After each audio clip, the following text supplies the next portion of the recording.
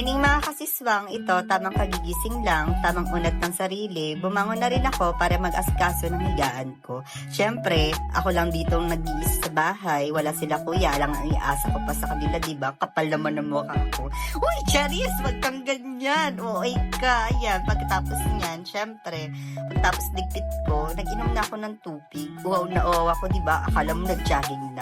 Pumasok na ako ng CR, nagilamos na ako ng mukha. Siyempre, ayan lagi kong ginagawa. Kayo rin ba guys? Ganyan din ba lagi nyung ginagawa pag tuwing umaga? Ako kasi ang routine ko sa umaga, ganyan ang ginagawa ko.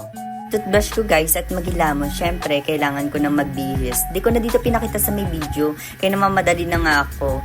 Kailangan ko kasi magmadali. Kaya si kuya nga uuwi sila. Dito kasi sila magtatanghalian.